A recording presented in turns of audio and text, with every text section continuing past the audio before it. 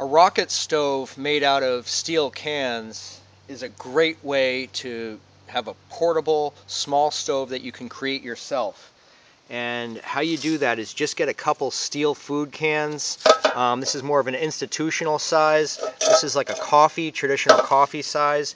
Here I've got a smaller model rocket stove with, I think that's a tomato paste can and another coffee can. These are very easy to make. Just use some tin snips and snip a hole. You want to trace around the can exactly, and really you want to underestimate that cutting people with the tin snips, because you do not want to make the hole too big. So err on the side of caution when you're cutting your hole, and then just continually fit it to get the exact fit, a really snug fit you want there. So be really careful when you're cutting that, and again, err on caution on the small side when you're cutting your hole so that it will fit perfectly. You can see how I've crimped the interior here with the tin snips, just kind of bend it inward.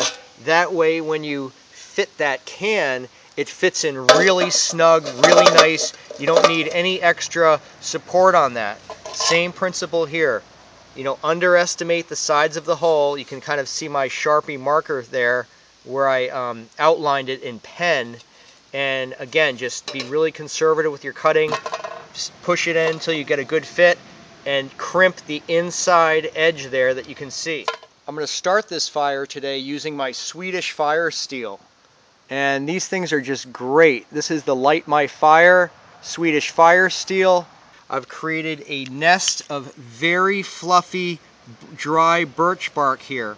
Sometimes I like to add a little bit of pine sap to that, just to give it that fuel to ignite it quickly. So what I'm doing here is just nice even strokes going down the magnesium rod.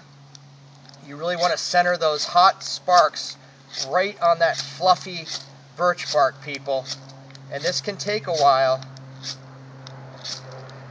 But again, just long strokes there with the magnesium rod, and you will get a flame. It almost went there. There we go. That wasn't so hard. That was maybe 20 strokes. We're going to put that down in our stove.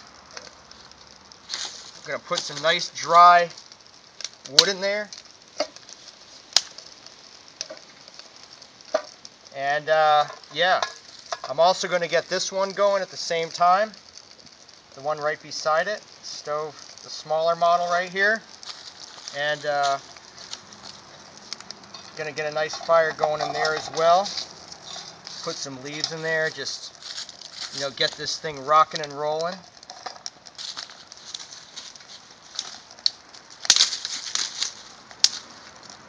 Oh boy, that's hot. So yeah, the smaller diameter stove, is really great for boiling a small cup of water, which a lot of times is all you need if you want to cook some instant rice or something of that effect, or make yourself a hot cup of tea. In my experience, the larger one here, you can heat up some beef or chili or something like that. But again, what's happening here with these stoves is the air is drawing in through these openings and fueling that fire. If you're just to create a hole in the can, that the air is not going to have the intake it will as it does through these holes, where the air is creating like a vacuum effect right through those holes, and it's feeding that fire really, really nicely, as you can see. The nice thing with a rocket stove is, just with some household materials that you would normally throw away, just, steel cans, you can create a cooking and heating source that you don't have to deal with propane, you don't have to deal with white gas or priming something, or having a pump that maybe could malfunction or could break on you. Just as long as you keep some nice dry tinder in your pack, like some birch bark or pine resin, you can pick this up and move on to your next campsite. Very easy and very lightweight. If you're just checking out my videos for the first time, would be great to have you as a new subscriber to my channel. And thanks for watching, people.